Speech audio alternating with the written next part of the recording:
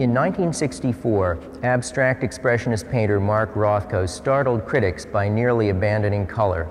These large canvases are an enigma in the career of one of America's great artists. Mark Rothko was born Marcus Rothkowitz in 1903 in Latvia. When he was 10 years old, amid Cossack persecution of the Jews, his family moved to Portland, Oregon. He earned a scholarship to Yale in 1921, but he found the atmosphere stifling. 2 years later, Rothko dropped out and moved to New York. There, he found work in the garment district and took classes at the Art Students League. He began experimenting with the human figure in thickly applied paint. He also took drawing classes at the home of Milton Avery, an artist who became a lifelong friend and whose use of color impressed Rothko. In the 1930s, during the Great Depression, Rothko often turned to urban street scenes freighted with tension. Spaces are claustrophobic. In his subway pictures, isolated and elongated figures seem trapped as they merge with the platform's pillars. But Rothko would soon abandon the figure. Faced with the horrors of World War II, like many artists, he searched for a new idiom to express the human condition, which he described as tragic and timeless. He turned inward, finding inspiration in surrealism, which offered a gradual route towards abstraction.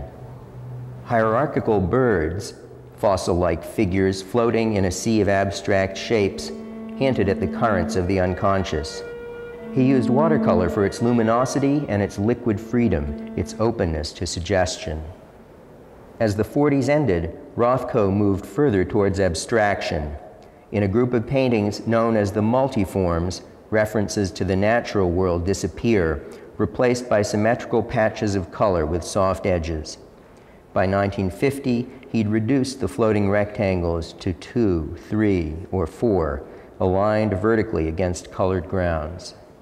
Rothko's ravishing color is on full display here in this painting that comes at the very brink of his mature style. He's limited himself to a close range of warm colors, red, yellow, orange.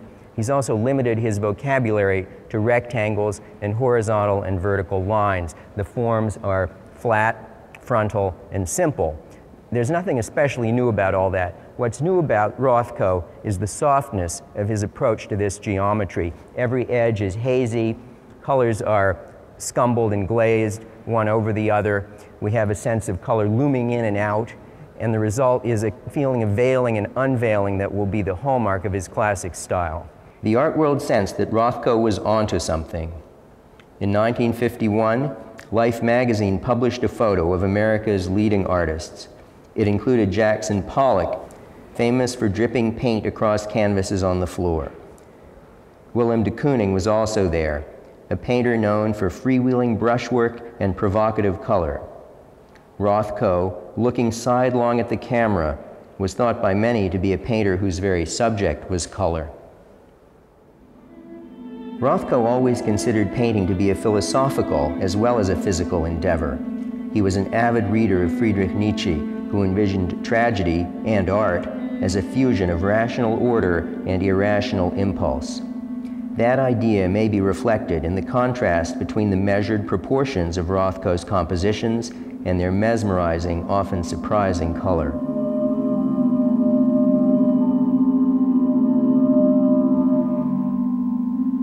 Rothko also shared Nietzsche's fascination with the power of music to arouse emotions.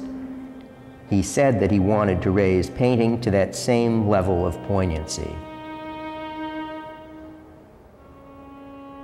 Moving away from words, he declined to explain his work, saying, "Silence is so accurate."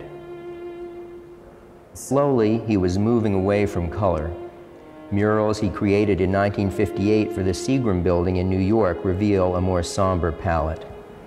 Beautiful glowing color was a given for Rothko in the 1950s. His occasional use of black was rarely noticed, but it was always there. And so when he turned to black on black in 1964, his critics and even his friends might have been surprised, but for Rothko himself, it was a very well-prepared development. When Rothko's black paintings were shown, some critics saw them in personal terms as a reflection of his recurring illness and depression, which would lead to suicide a decade later. This painting, number 2, 1964, may or may not reflect depression or illness. It's really impossible to say.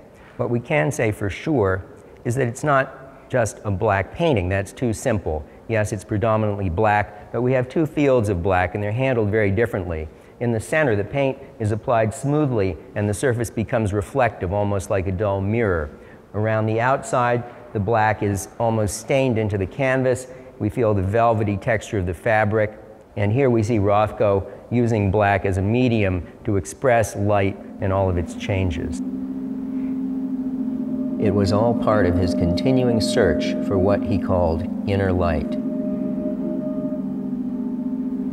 The black form paintings led to his most important commission. In 1964, Rothko began work on a series of canvases at the request of the collector Dominique de Menil for what's known as the Rothko Chapel in Houston. She was at first taken aback by the dark paintings he produced, but soon was awestruck. "Nothing was stopping my gaze," she wrote. "There was a beyond."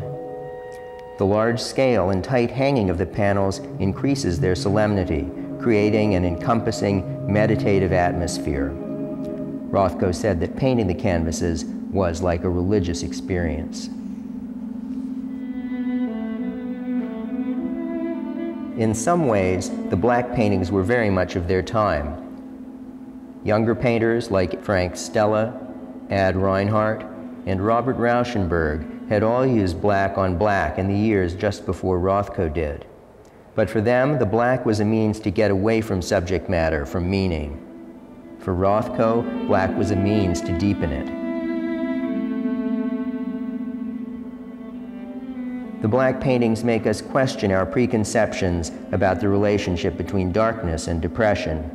And surprisingly, perhaps more than any of his works, they ask us to contemplate Rothko's lifelong exploration of the properties and mysteries of light.